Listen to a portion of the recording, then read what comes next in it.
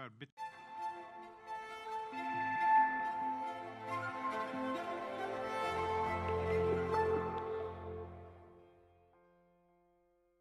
So we'll give you a quick overview of Bitcoin and what it is. We have with us here Tom Longson. Tom wrote one of the most successful applications for Wells Fargo that made a ton of money for them and then worked for Sony for a while. And he's one of the leading experts on Bitcoin, has a startup that is a Bitcoin gift store where you can buy gift cards for Bitcoin. So it's very cool stuff. First of all, Tom, welcome. Hi. I'm very glad to be here. Overview of Bitcoin. Yeah, so I just came from Inside Bitcoins in Las Vegas. I just got off a plane and drove over here, so I've just been soaking in Bitcoin. And really what we're seeing is a huge, huge change in terms of the way we look at money, and payments especially. And I believe that all of you should really spend the next hour and figure out what Bitcoin is. Just spend some time reading about it, figure it out, because if you don't, you're going to miss out. Right? And just a quick poll: who in the audience actually already owns some Bitcoin or some other kind of math-based currency? Okay, so a few of you. All right, cool. So Bitcoin basically, unlike the large banks like Wells Fargo and Bank of America, is a distributed system. Like BitTorrent, there is no central authority that says this is good or this is bad. So basically, it allows everybody to be on the same playing field, which is wonderful, because it means that while traditionally credit card access has been mostly available to first world nations like America and Europe, Bitcoin is available to anyone in the world who has an internet connection. And that means they can send and receive money, and that's powerful. And so a lot of people like to think about Bitcoin in terms of the price because there's a lot of speculation, there's a lot of investors. I'm guessing that most of the people who raise their hands are in Bitcoin for the investment at this point, or that they've donated money to organizations. But really what we're talking about is a revolution in payments. The fact that you can send and receive money with very, very little cost is revolutionary. So traditionally, Wells Fargo, as you know, their icon is the stagecoach, right? You got a couple of guys with shotguns and an armored vehicle trying to cross the country with some money in the back. It's not very efficient, right? Bitcoin, on the other hand, is secured by the same kind of military-grade encryption that we use for being able to go to our bank on the web. And basically, what it allows us to do is be able to send and receive money with anybody around the world without needing that stagecoach. So it's a very, very big deal, because suddenly, instead of moving around money, we're moving around bytes. And that's very, very light. That's very, very cheap. And essentially what Bitcoin is a distributed ledger. So everybody who is running the Bitcoin mining software is auditing every single transaction that's in the network. And as a result, we have consensus, and we're able to do transactions very easily. Basically, transactions go through within probably about 10 minutes normally. And a lot of other competing math-based currencies are trying to improve this kind of thing, so it's even better. So what we're talking about is an evolution in the way we look at payments. Are you Satoshi? No, I'm not that clever. Satoshi is the founder of Bitcoin. The consensus, which nobody knows who he is. Nakamura, is that the given name, Satoshi Nakamura? Satoshi Nakamura. The consensus at this point is that it was a group of folks that got together and created the encryption, distribution algorithms, mining algorithms, but it's incredibly smart, it's incredibly elegant. The currency tops out at 23 million? 21 million Bitcoins, about half of them or so have been mined so far. And the way it works is it uses your computer cycles to create new Bitcoins, and it gets progressively harder to mine new Bitcoins as you get closer to the 21 million. A true asymptotic curve right along the traditions of this morning's speaker. The idea also is that Bitcoins can be divided almost infinitesimally, so that even though you have a specific store, as they go up or down in value, the fractions of them are enough so that they can serve as a currency for quite a while. Question? It's intentionally deflationary.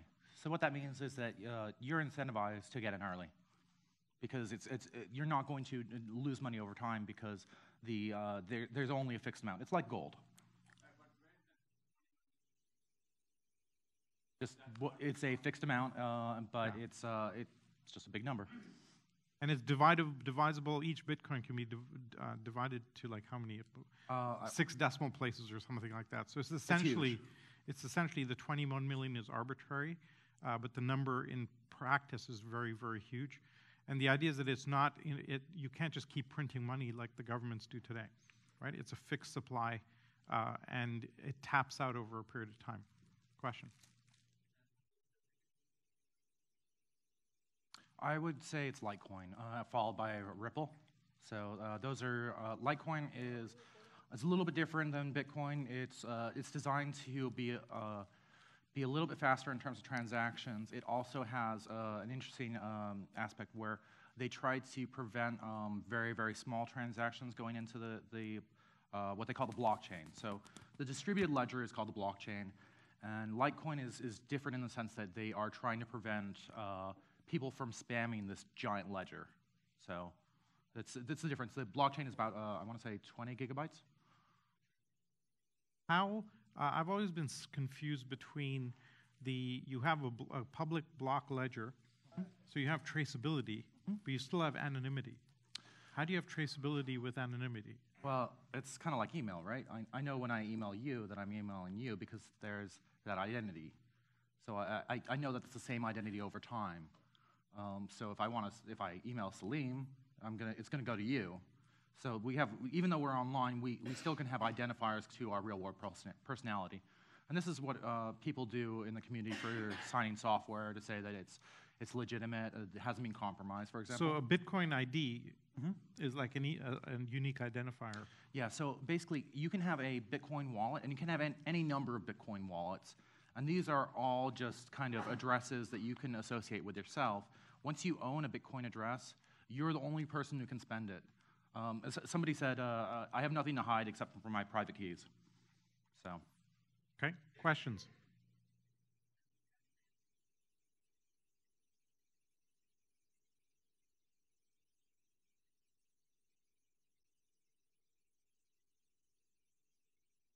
I wouldn't say that Ripple is that. I would say that Bitcoin is that. Ripple is trying to do something very similar. They're much more interested in trading, basically creating a giant exchange for different currencies. The fact that the company Ripple has a currency called Ripple is somewhat interesting, but they're more about the... yes, correct. Yeah, the names are interchangeable.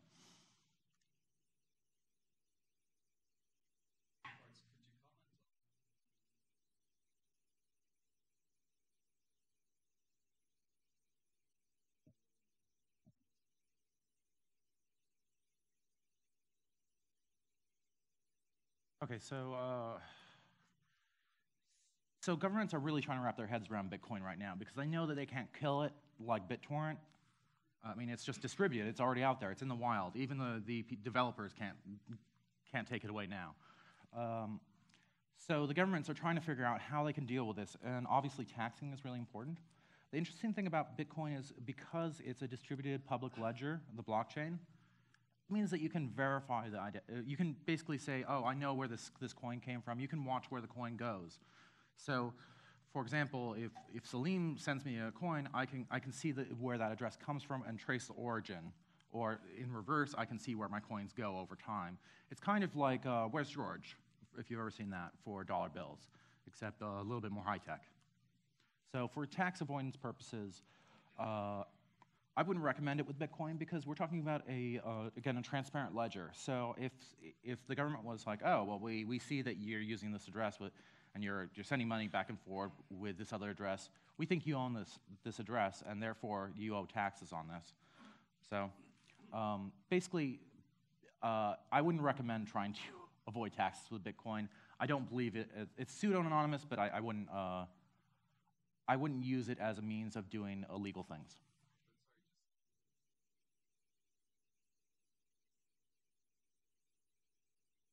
Do they ever? I mean, so, okay, I mean, this is why money laundering is such a big issue for governments, right? Is that they're trying to tackle this problem. They want to know where their money is, but the problem is that, you know, that not all money is traced. Governments don't know where dollars go necessarily, so they make a lot of efforts to be able to track and, from within the banking system. So let me make a couple of comments about that. I was talking to one of the bankers in Mexico, and he said that there's $13 billion a year that is untraceable between Mexico and the U.S. Small number. It might have been per month. Yeah. Maybe, but it's a lot. And they have no idea how that money is crossing the border, but they know it is, right? And so that's one angle on it. I know of a company in Switzerland that's doing something interesting. It's kind of one of George Skidmore type companies. They're using applied nanotechnology to create synthetic molecules that they place on money that has a full audit trail and trackability so that you can see exactly where that came from. So that's the second aspect to it. The third is it's really worth reading a book called Currency Wars by Jim Rickards. He's one of our speakers.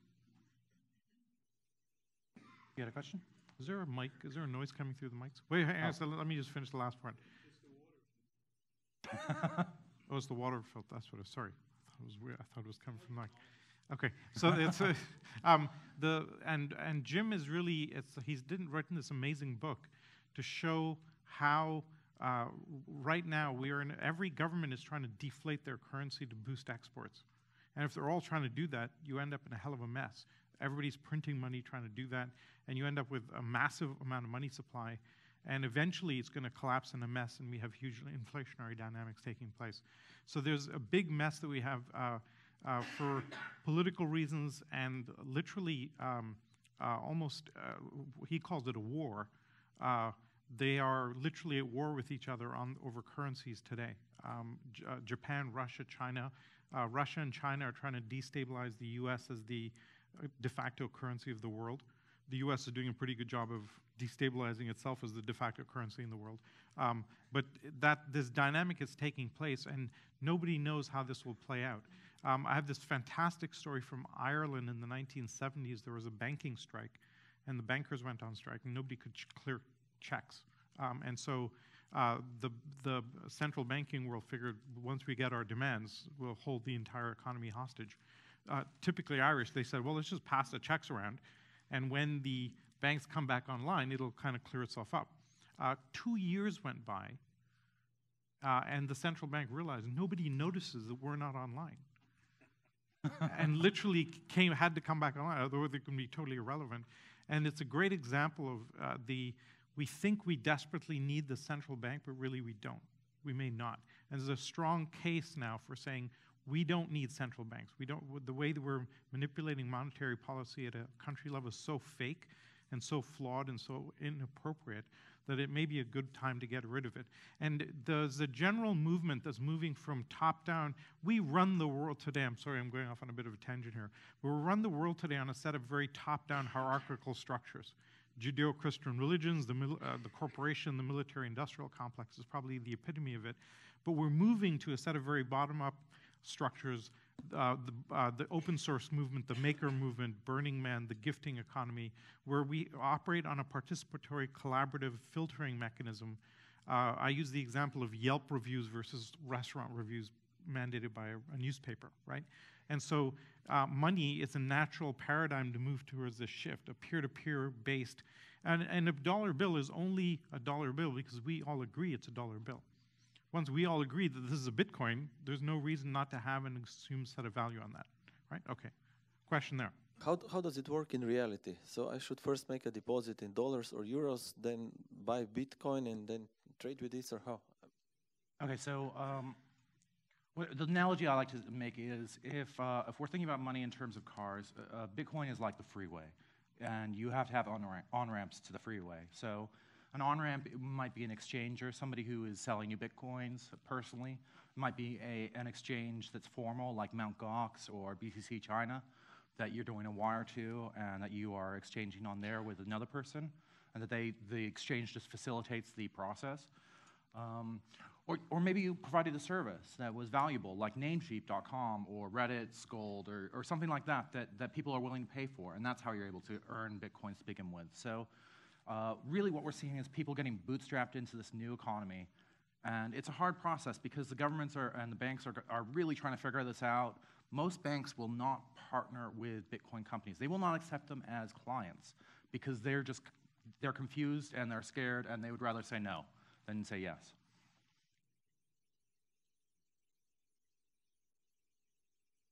Thank you. Currencies have many characteristics, but the most important of it is that people accept it as the unit of exchange of goods and services. Mm-hmm. In this sense, Bitcoin is not a standard because most vendors may not accept it, and it's quite complicated to convert it into physical currency just in case you need to go to the bar and have a coffee. Yet, for the moment. Isn't Bitcoin in this sense just a great provocation to the central bank saying, hey guys, get ready with the e-dollar? I would disagree. The reason why is that so you think of PayPal, right? They're a very similar organization, except they're all centralized. They're allowing for payments worldwide. They're charging people for these payments, so it's more expensive than Bitcoin, but it's basically doing very, very similar things. You're able to send and receive money. And in order to start using PayPal, you need to obviously deposit money into PayPal. And you do so with your bank account using a system called ACH, or Automated Clearinghouse, which is part of the banking system. Now, so what shops can you go and use PayPal today in? Does that mean it's irrelevant in terms of a business because you can't go into a retail shop and immediately use it? You can still buy an airline flight with Bitcoin or PayPal. So the utility is much more in terms of e-commerce than in brick and mortar. And it doesn't mean that just because brick and mortar services are the last to accept PayPal or Bitcoin that it's not useful.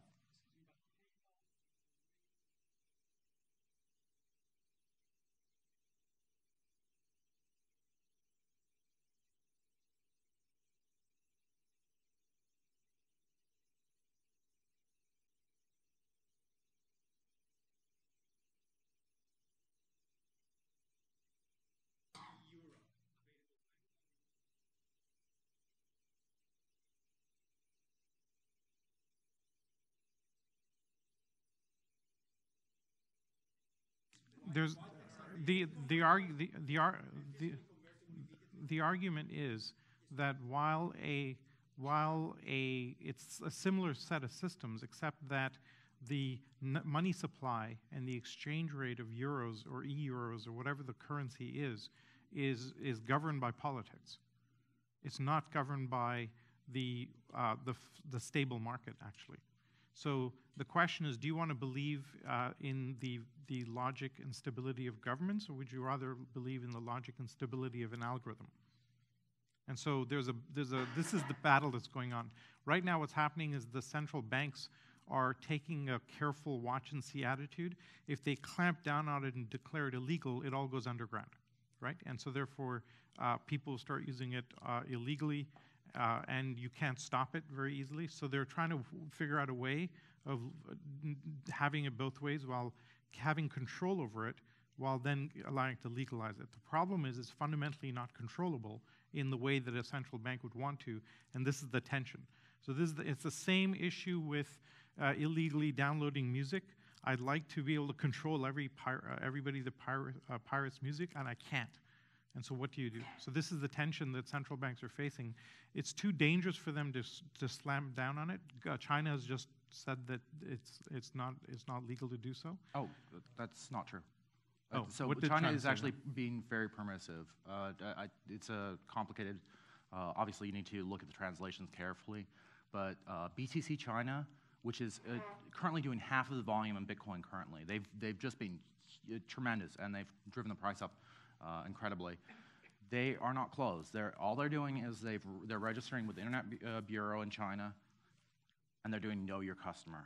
And this is really important because we're seeing Bitcoin companies becoming more and more legitimate and becoming more and more part of the system. And as a result, another exchange has just opened up in Hong Kong, and I spoke to some people running an exchange in Japan as well. Do you see any case that Bitcoin fails, given where it's gotten to? Yes, actually, that's a really good question. So Bitcoin is distributed.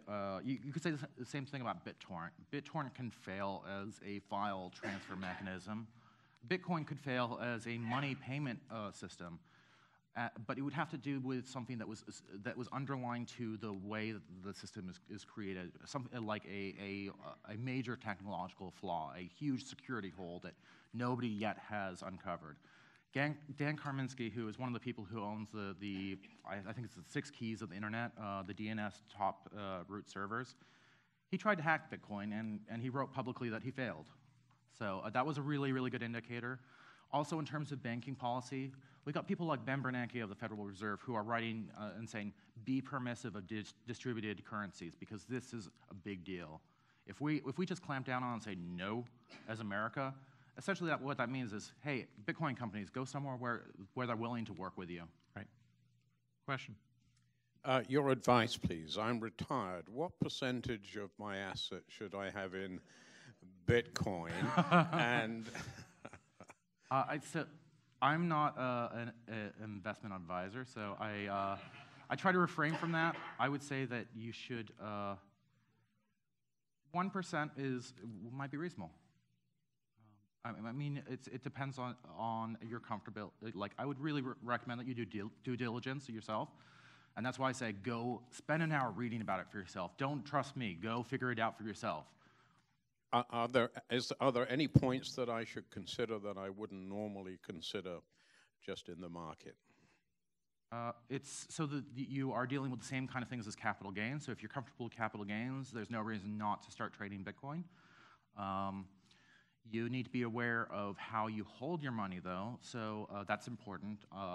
So actually, this is a good segue. I have here a physical Bitcoin, which I purchased at the conference, so this happens to be made out of silver. And on the back of it, you probably can't see, but it's got a little QR code and an ID. This is the public key for this Bitcoin. So I can scan this and verify that this coin is actually worth 1 Bitcoin. And I think today that's about around $900. Sorry? Okay. You know what? It's dropping as he speaks. In any case, so I can verify that this is worth a certain amount, and as a result, just like checks, I can sell this to Salim, and he's willing to pay for it because he understands that this has a fixed value within the market, that he knows that he can go and sell this. For example, last week I sold some Bitcoins 5% above the spot rate because somebody wanted to get them quickly, and that was what they were interested in. They weren't interested in getting them cheaply, but they understood that if they came to me with cash, they'd be able to get Bitcoins, and that was a really important thing because there are lots and lots of people doing this all over the world. So it's a very, very informal network first, but it's becoming the much more of an official, widely accepted network. The one thing I didn't mention about this coin, so it's got the public key on the front. What you can't see is inside it has a private key. So if I were to destroy this coin to break it open, I would be able to redeem that 1 Bitcoin. What that would mean is that you could tell that this coin was damaged and that the private key was already compromised. But as a result, so you were talking about concerns, I would recommend having something physical like this that you can put your money on. I can actually load this up with more Bitcoins if I want to. I just need to send to this address. I can put this in a safe deposit box. Nobody can spend this. This money can't be spent without breaking this coin open. Nobody else has this private key that's inside of here. And that's why I said before, I have nothing to hide except for my private keys. There are people that are writing the private keys literally on pieces of paper and storing them in safety deposit boxes as the one. The recommendation is put it on a USB stick and park that so that it's a physical separation. So if your computer is hacked, it can't be done. There was a fascinating story over the last 3-4 days. Somebody had some Bitcoin stolen, and literally the thief was breaking up the Bitcoin into smaller and smaller transactions and spreading it across more and more wallets. And the owner was trying to trace down the wallets in real time as this was happening. And the simple question was the thief going to be able to bifurcate it quickly enough to get away with it, or was the owner going to be able to do it? And so I have a question for you. How can you get away with stealing Bitcoin if you knew where it came from? Good question. So you mentioned the author of Bitcoin earlier, Satoshi Nakamoto. He's probably being outed at this point. We have a fairly good idea of who actually was the author, but And who is it? Probably Nick Sazia. He was one of the authors of BitGold, and from what I understand, he post-dated articles on BitGold to appear as if it was after Bitcoin had been created. You can read into it yourself, but Nick Savio, S-Z-V-I-O, I believe. Okay. But So he's likely Satoshi. he's likely to be part of Satoshi. Got it. So there may be other people, but he would be a good candidate. Okay. What was the rest of the question? How can you steal Bitcoin if there's a transaction log? Oh, of course, yeah. So you can steal. So you can spend Bitcoins.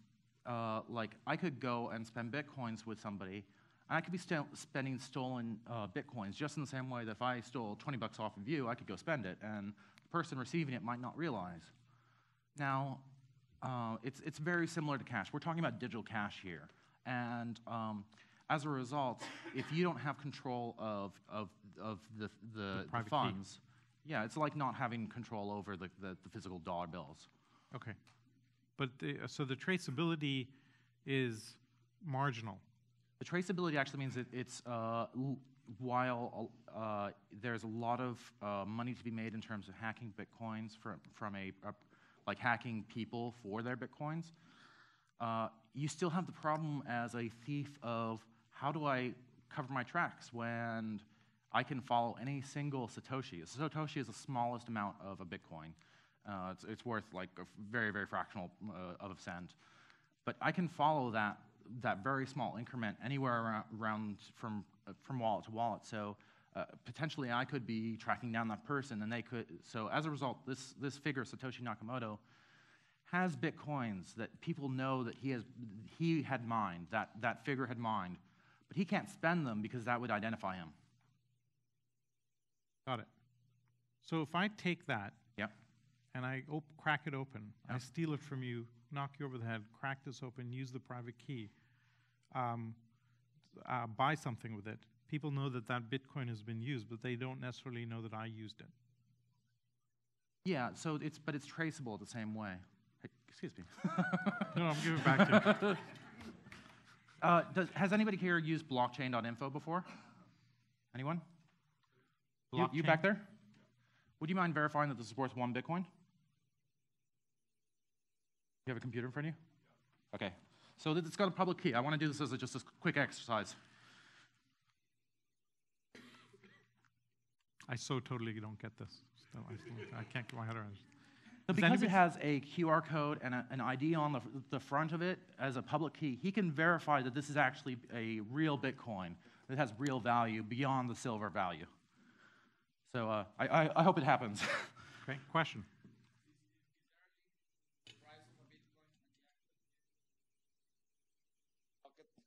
Is there a connection between the price of Bitcoin and The mining.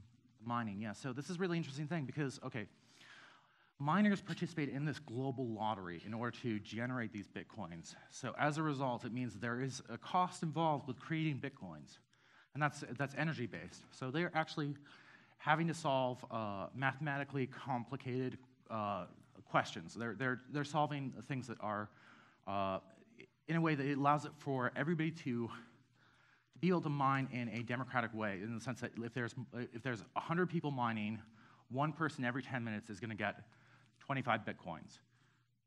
If there are 1,000 people mining, one person is going to get 25 Bitcoins, but it's going to be percentage of their power that they're putting into the network. It's kind of like a cloud, if you were, or solar. Like you're putting back into the system, so you're getting back the percentage of how much you put in. So it's a really interesting system because there's only so much Bitcoins that can be produced at any given time, but as a result of these miners, they're doing the auditing that Wells Fargo and Bank of America are spending huge amounts of money in data centers to do. As a result, we've got all these computing power around the world distributed, and it's actually a much more efficient system. If you took 99% of the mining computers offline, Bitcoin would still work. So what happens is there's an algorithm. If you run the algorithm and you solve this very complex problem, over a period of time, as you mine, that's the concept of mining, you earn bitcoins by the amount of computation that you apply. Okay? It would have to run, at this point, it would have to run for a very, very, very, very long time. I would not recommend doing that. So it's basically, people went from using CPU miners, basically regular computers. Like, I knew people who were using their laptops, for example. And then suddenly, because people figured out how to use GPUs, graphics cards, they went, oh, this is way more efficient. This is like 10 times more efficient. So in essence, those laptops were 1/10 as powerful. So everybody started using GPU miners. And then the next step was ASIC, which is application-specific integrated circuits, which is basically another 10 times more efficient. It's not cost-efficient to use that laptop or that graphics card miner anymore because of these much more specialized miners. On the other hand, you got alternate currencies like Litecoin, which use completely different algorithms to do this proof-of-work problem in order to validate these transactions. So they are still in the GPU stage because nobody's built ASIC miners for them yet. We have one of our alumni who's, they've set up a company to use quantum computers to mine Bitcoin. And if they're able to do that, then holy shit, they'll get a ton of Bitcoin out of it. But once you mine all the Bitcoins, the supply stays, right? And so, and as time goes by, it becomes harder and harder to mine. Yeah. Distributing those Cassicus coins now. This isn't actually Cassicus coin. Oh, isn't it? I have those, but yes, he stopped making them. So they're actually collector's items at this point, beyond the value of the Bitcoins inside of them. So I was going to say, if you were starting now, would you just go to blockchain info and do a paper wallet? Would that be the best practice to store these coins? That's a good way. Interesting thing about wallets is you can have copies of them. So you don't have to have one wallet. You can have 3 wallets that all are the same thing. So in a sense, like let's say you have one in your house and you have one in your bank deposit and your house burns down. Right. But you wouldn't keep it digitally because I was reading about that Hong Kong exchange and they all lost all their money. Well, that's the thing. So, for example, I run a business called gogocoin.com, and we keep a very, very small amount of money online at any given time. Interestingly, if we want to send money to that paper wallet that's in that physical safe, we can do so with that public key. We don't need to actually go to the safe and do something with it. I can do so from my server and just send it to that address. And as a result... Right, because you don't have to secure that number. That you can write that anywhere. Exactly, yeah. So okay. Public keys are public. Right, so it's the private key that's on your paper wallet. Exactly, yeah. Okay. Question here and then here. My curiosity, is there any reason why the people who designed this system are not showing up? Do you have any theory on that? There's a lot of reasons. So I work with a lot of people in the Bitcoin industry, and there's a real fear of being kidnapped. This is not a small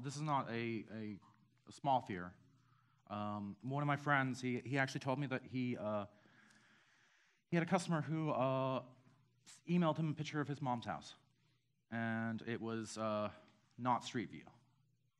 And so there are practical concerns with holding large amounts of money and people understanding that you do hold large amounts of money. So, I mean, you know, I'm talking to a wealthy crowd, right? You understand. That there are concerns. You wouldn't necessarily go to Colombia because you're concerned about these problems. And is the value of Bitcoin a Ponzi scheme? Is it a Ponzi scheme? No, it's not a Ponzi scheme. And the reason is because it's incentivizing early adopters to contribute to this cloud of computing power to be able to process these payments. So the fact that some people got in early and were willing to spend their computing power when it wasn't profitable, and now it is profitable, is lucky for them because they got in earlier. And you know, I'm not a miner personally, so I didn't get in early enough to the point where I could mine profitably. I buy Bitcoins instead of mining because it's just a lot more simple, and I sell Bitcoins as well. And okay. One more quick question. Yeah. I have a friend who early on mined like 100, 200 Bitcoins, put it on a USB stick. He lost the USB stick. Right? So he's turning his house inside out trying to find the damn USB stick because unless he has that, he can't actually cash it in. So now you have a Bitcoin, let's say it's lost and it's a garbage dump somewhere. What happens to that? Does it stay lost?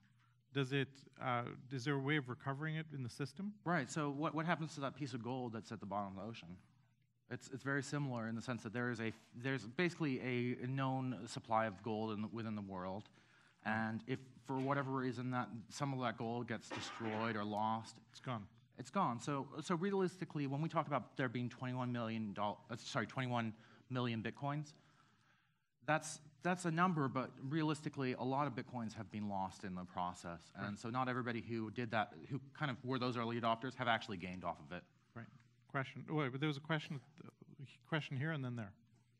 A thought experiment. So Bitcoin is basically a good agreement between people fulfilling each other's needs, and that's a means of paying for it.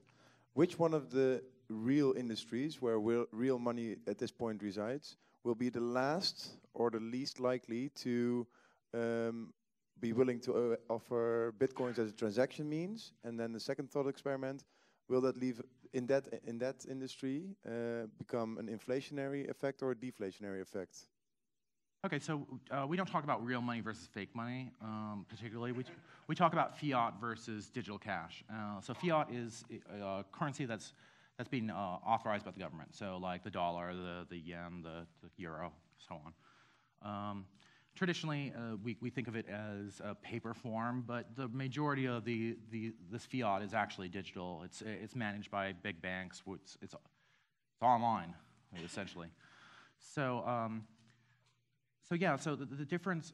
So who are the last people going to accept Bitcoin, so to speak? Who are the last people going to integrate? I'm not sure. Maybe Thailand. The king really likes to be on money there, so they're anti-Bitcoin. But in terms of businesses, I think that what we're going to see is we have a few banks that are accepting as being gateways into the Bitcoin community, and more are going to continue to come over and say, okay, this is our right thing to do. Silicon Valley, for example, Silicon Valley Bank supports Coinbase. So that Coinbase is a company where you can buy and sell Bitcoins from. And because they have that banking relationship, they're able to do this. And they make a lot of money as a result. So there's a lot of money to be made in terms of banks. I would say that the last people to accept Bitcoin are going to be brick and mortar because it's the hardest. I asked one of the Bitcoin experts, if you wanted to build a business in Bitcoin, what would you do? And he said, I would go to a country where the currency was weak, Argentina or Greece, and set up services there to allow people to store cash in Bitcoin. And that'll generate transaction volume, and then you can become the de facto currency pretty quickly. Any country where there's capital control laws, there's a lot more demand for Bitcoin because Bitcoin is way more liquid than cash is. I can send this Bitcoin around the world very quickly with very little cost. What's the total market cap of Bitcoin out there today? Oh, I want to say it's 10 billion. Maybe it's around 8. I haven't looked recently.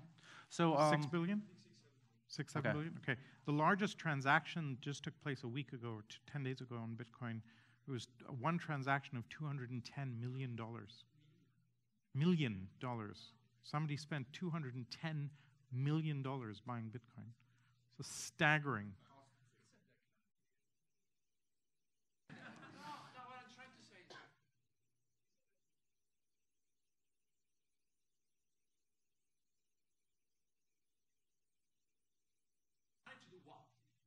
Well, if you think hang on.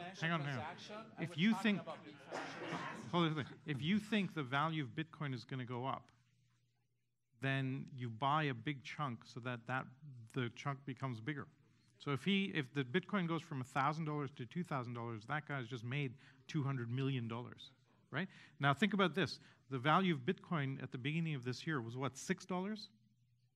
No, sorry. I bought a year ago at $12. A year ago it was $12, and now it's $1,000, right? So there's a bet. It's a bet. It's a complete bet that the value is going to. Of course, it's speculation, but so is the stock market, right?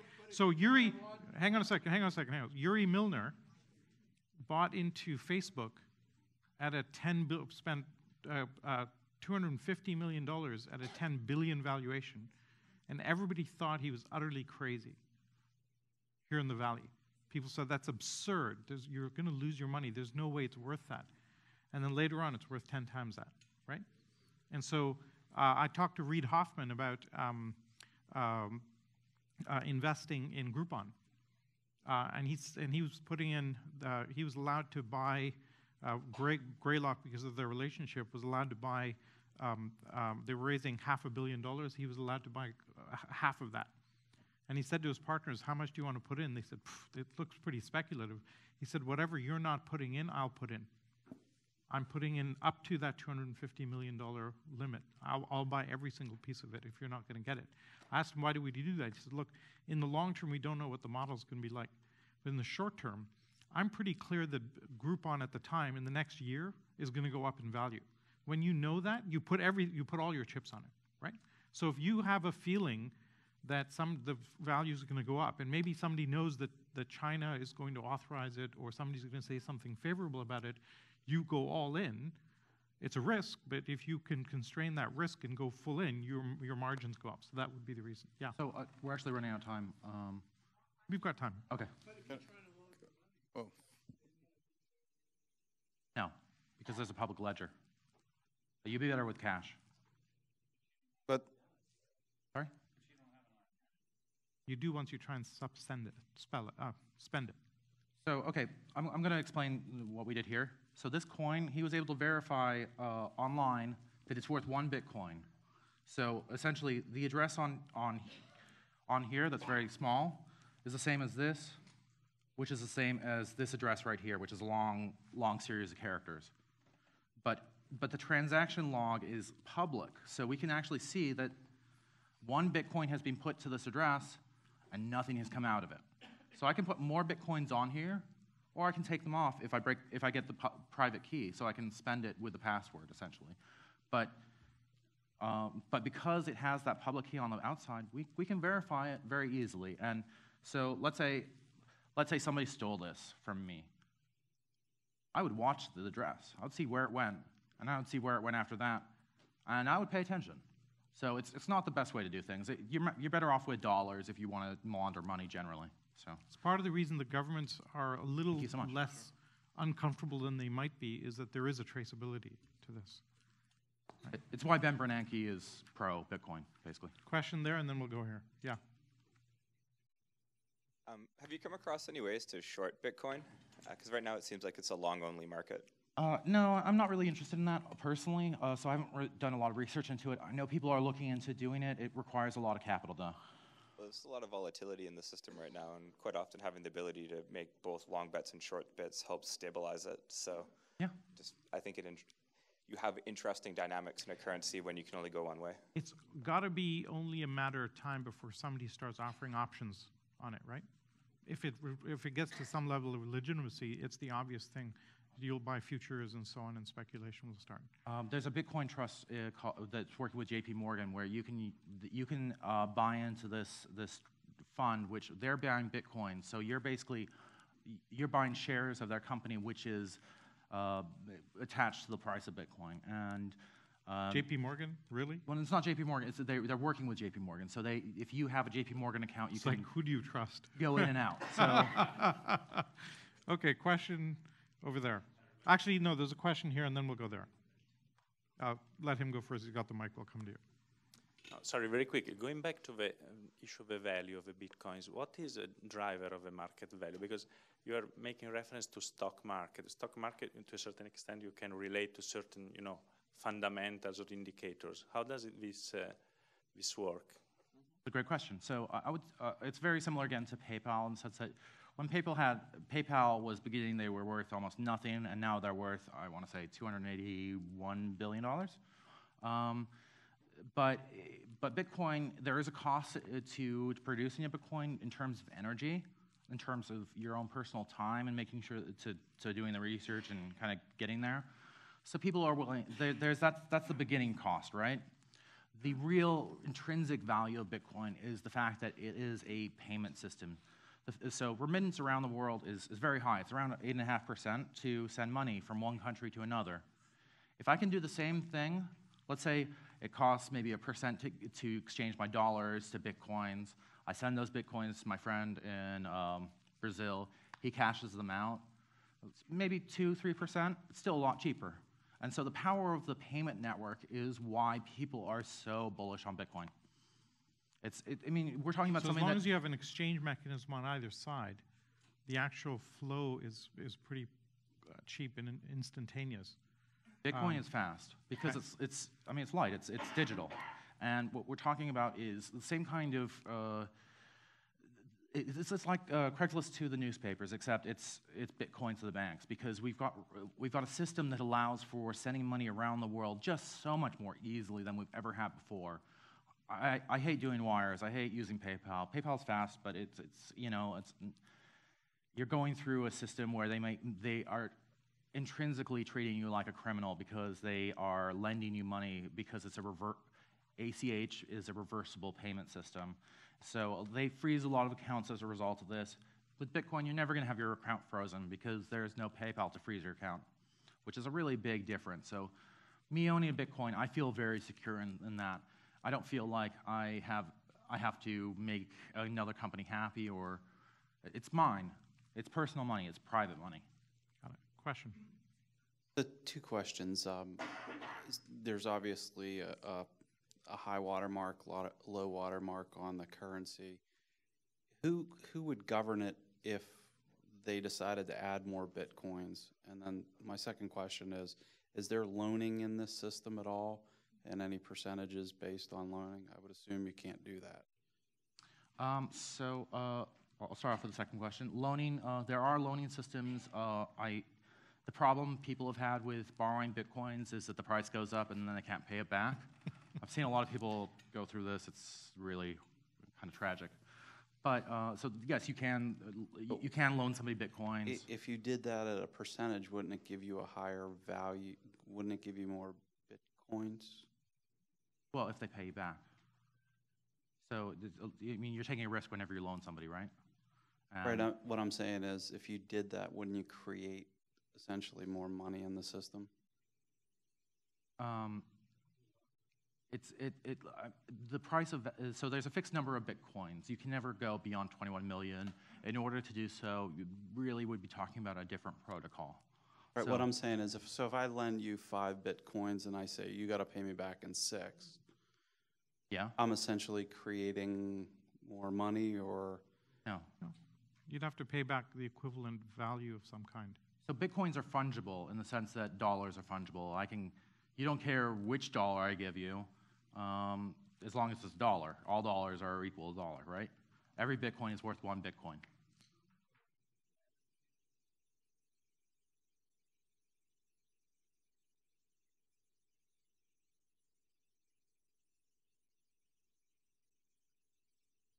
Right.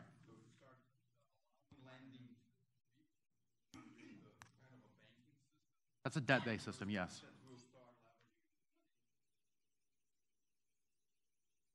Okay, so you're talking about a debt-based system where you're lending money, and that's really what the housing crisis came out of.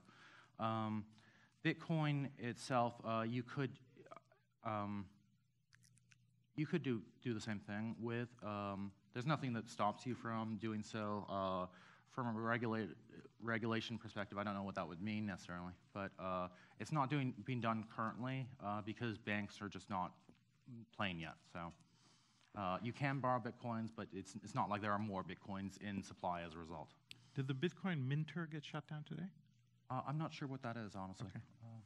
Question there? One of the theories about the second Gulf War was that the Americans had to do that to shut down the sale of oil in currencies other than the American dollar. Because since the 1970s, the parity between the American dollar and the gold reserves in the United States have gone out for the window. If you have a different currency that's universal, wouldn't that pose the same problem to the American government? I suppose so. Yeah. Yeah, I mean, so that's why I was speaking to capital control law. So, for example, Brazil, it's if you're going to go on vacation, they're going to give you you're only allowed to spend, I don't know, $100 a day or something like that.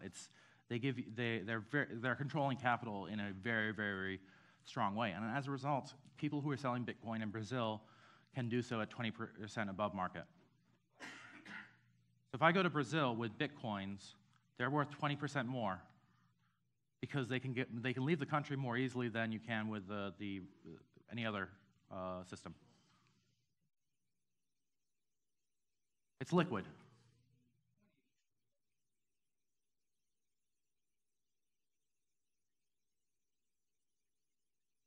Of using Bitcoins will be closely related on the acceptance of Bitcoins by the merchants. Yes. For me, Bitcoin is quite a different thing in comparison to PayPal. Because PayPal piggybacked on an old money transfer system. PayPal used credit cards, and after some time, the banking system, and arbitraged upon volume. So for them, it's much easier to buy a transaction than for Roberto or yourself and so on. But Bitcoin is another thing. So let me give you an analogy.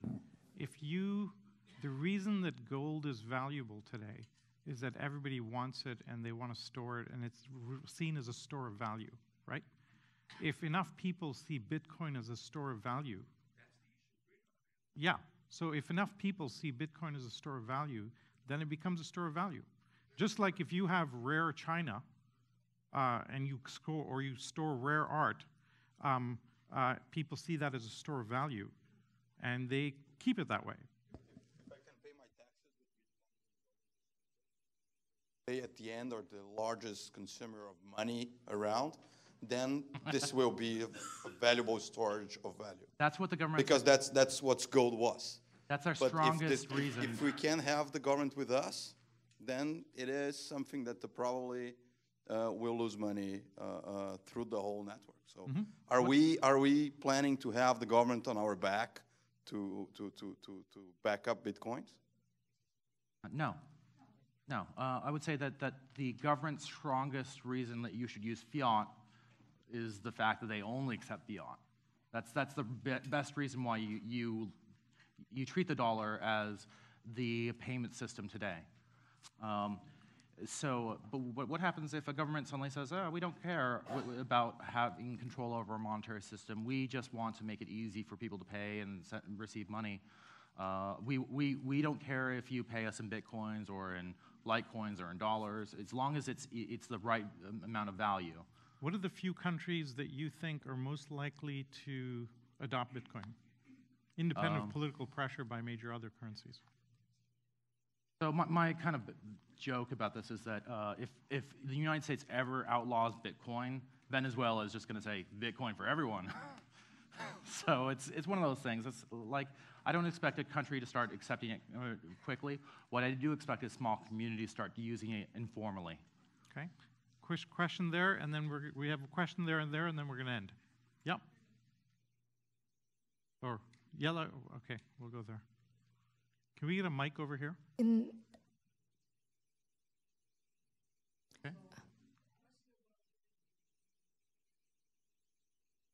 For what?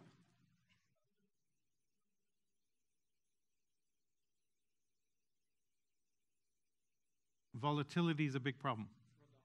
For adoption. Yeah. My wife has a great answer for this. She owns Cups and Cakes Bakery in San Francisco. She actually sells cupcakes for Bitcoins. And somebody recently asked her, aren't you worried about the volatility of Bitcoin? And she said, cocoa's volatile. I buy cocoa. Like, the price is going up like crazy. Like, this is part of doing business. And as the market cap gets larger, volatility gets smaller. So we're talking about a small market cap of like $8 billion at the moment. $1 billion is still small. Your wife accepts Bitcoin for cupcakes? Yeah, 9th and Harrison, Cups and Cakes Bakery. Wow. Good. Last question. At least in Brazil, I have been talking to people that are accepting Bitcoins mostly in the travel services, Yeah, hotels tourism. and restaurants in tourism area. Bitcoin tourists. Yes, and what they are telling me is that it's easier to them to sell their services without paying taxes, and they are building a community, convincing the suppliers to accept Bitcoins. So they are themselves building the chain that they need to transfer Bitcoins, and at the end, they sell to people that are buying technology pieces from people in the US with Bitcoins, and they need lots of them. So it's getting huge in Brazil, and the government is starting to get aware. Okay. I have a question for you. Can you close your eyes for a second? Yeah, okay. Yeah, just close your eyes. Raise your hand if you think Bitcoin will survive. And just hold your hands up. Raise your hand if you think Bitcoin will fail. Okay? Hang on. What's the middle question? Okay. Hang on a second. Just a second. What's your percentage of likelihood, in your opinion, Tom, that Bitcoin survives? Say 80%. 80%? Okay. The class was about 2/3, 1/3 that it would survive. So the middle question is, what do you think is the chance that something like Bitcoin will come around that will survive and stick Another around? math-based currency. Okay. About half. Okay. What's your opinion? Definitely. Okay. Got it. Interesting. Thank you. The fact that you guys think that it might evolve is really interesting, because you're basically saying math-based currencies, digital cash, it's not going away.